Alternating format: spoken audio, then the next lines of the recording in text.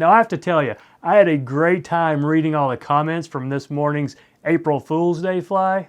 That was a lot of fun, and I'm just glad nobody told me that I should be wearing that wig all the time. But I do think we'll try that again next year. Now, before we get into today's fly, I do want to make two notes. And the first one is, I still get a fair amount of comments saying something to the effect of, hey, I really like your channel because you show that it's okay to suck. Now, they don't say it exactly like that. They usually say it a little bit nicer, but they're saying that because I do usually leave my mistakes in. I mean, I could edit them out, but why would I want to do that? I don't want a new tyer out there thinking, oh my gosh, I suck because I occasionally break my thread or tie the hackle in backwards or let it unravel. And I want to get this message to new tyers. That happens to all of us. If I'm not breaking my thread at least once a week, I'm just not tying hard enough. And another point is, don't compare yourself to the YouTube fly tyers out there like the David McPhails or the Barry or Clark. These guys have been tying for 50 years and they're absolute masters. I mean, yeah, watch them. Sure, I watch them all the time. Just don't get discouraged if your flies don't look like theirs. Okay, and the second note I want to make is another question that I get a lot. It's, how do I come up with the patterns that I tie for this channel? Well, one of the ways is I keep a cork board over there, and if I get a request, I write it down on an index card and stick it up on the cork board. So sometimes I'll just go there and pull one off. But sometimes, like I'm doing today, I just look at the last 10 or 12 flies I've tied and see what I haven't done in a while. So right now, the last 9 patterns I've done were either nymphs or streamers. So I think it's time we do a dry fly. So I just went to the book, Federation of Fly Fishers, Fly Pattern Encyclopedia. I got several of them tabbed, and I picked a cool looking dry fly. And the one I picked today, it's called the Carrot Variant. It was tied by Al Beatty in the book. I don't think he created it, and I couldn't figure out who created it, but still a pretty cool looking fly. And if any of you new tyers out there are wondering what exactly is a variant, it's not exactly like it sounds. It's not just a variation of some other pattern. It's a specific style of fly.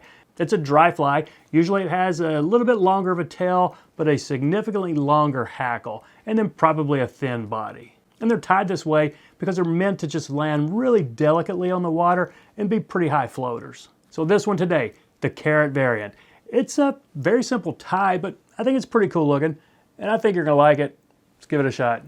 So there it is, in the vise, a Carrot Variant. That's pretty fun to say, isn't it? How'd you like to be on a river? Somebody says, what'd you catch that big fish on? You said, oh, just a Carrot Variant. They're probably not gonna know what you're talking about, but then you'll show them. This is a size 12 barbless dry fly hook, and I'm gonna use an orange thread. I'm gonna just lay a base down to the start of the bend. Now the tail on this, moose body hairs. Just some of this right here, maybe 5 or 6 of them. And I'm gonna put it in my stacker. Let's see how well this thing stacked right here. Pretty good. Here's a tip for you. You don't always have to pull your hair out the front of the stacker. Sometimes you just grab it right here and you'll be good to go. And it's a pretty long one. I'd say it's at least a body length. We're gonna go with that right there. I'm going to catch it in with a pinch wrap, and I might let it get a little tight. I want a little bit of flare in that back, not a ton, but you know, I don't want it sticking down. I want it flared up just a little. How about that?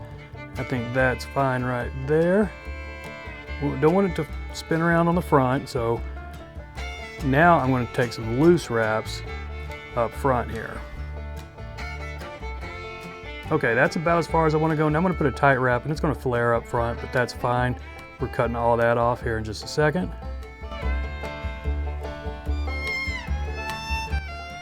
Ooh, I need to spend a few wraps burying this right here. Looks like I might have nicked my thread there, but we're fine.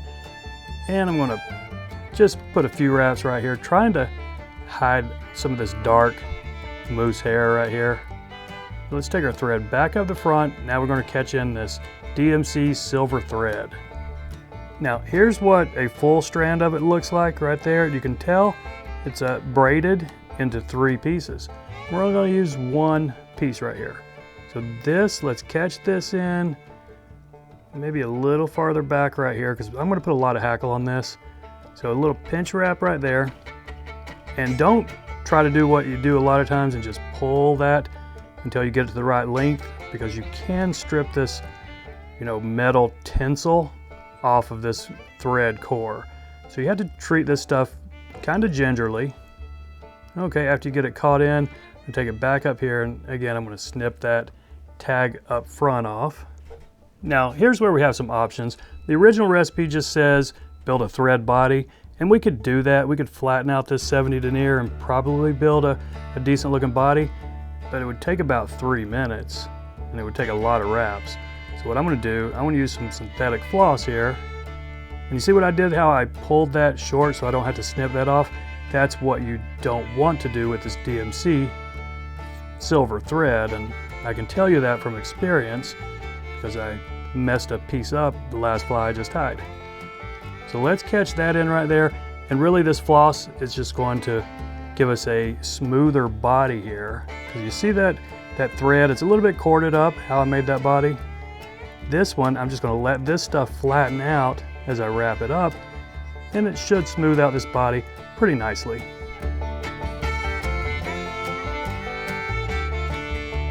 Okay, let's go ahead and catch this off with a couple of wraps right here, and we can wrap this rib up.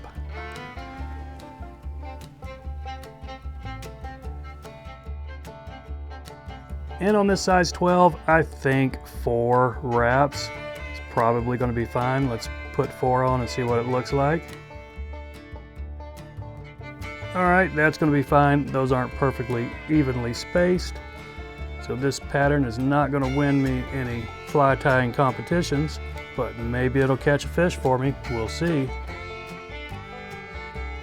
Okay, I'm going to spend a few wraps right here just trying to smooth this out, because I want as smooth an area as possible for wrapping this hackle. And I'm going to catch it in pretty far back, maybe right there where my thread's hanging, maybe just a hair back. There we go. So remember, what makes this a variant is the hackle is going to be 1.5 to 2 times the hook gap.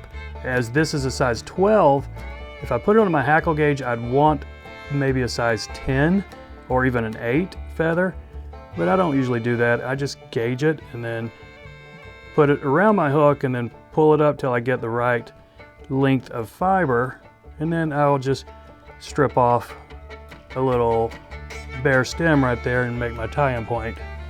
Now what I like to do on a dry fly like this, I will strip a few extra fibers off on the far side. Now I'm going to catch it in perpendicular to my hook.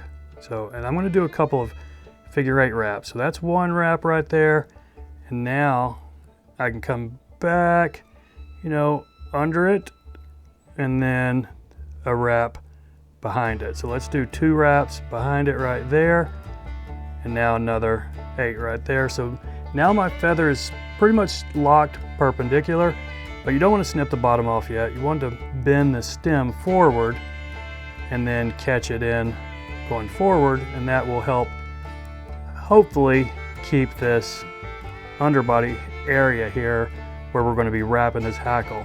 It'll keep it smoother. So there we go. Now we can snip this rest of the stem off. Okay, a few extra wraps right here just to try to smooth this out. And now is the moment of truth.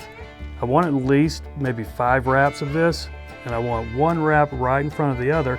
And if this under area here is smooth, they should go on pretty well. If it's not smooth, they're going to be jumping all over the place on you. I mean, they might kind of do that anyway, but I think that, what's that, 3 wraps? Is that 4? I might get 6 on this. Let's see what 5 does for us. If that's 5, I'm going to try to go 1 more. Okay, at the risk of some of these fibers pointing forward, but we can clean these up in just a second. Let's catch this off with 2 fairly tight wraps right here. You know what, let's do 3 just for good measure. Now let's snip this stem off, and we're going to have a few fibers pointing forward that we can either snip or try to push back and bury with our head. I'm going to go ahead and try and snip a couple of them. Okay, we're getting there. Now what I like to do is pull all these back, but not real far because I do not want it to be a swept back hackle up here, but just a little bit to give me room for a whip finish right there. And now, hopefully, I can get a whip finish in here without trapping any more fibers, but what you might have to do is just kind of zigzag it through right here.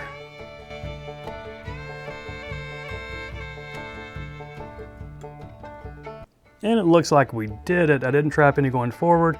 Got some of these right here in the back, going back, but I think we're good. We got a decent fishable fly. Drop a head cement and this guy's ready for your fly box. So that's it, everybody. I appreciate you watching. Y'all take care and we'll see you next time.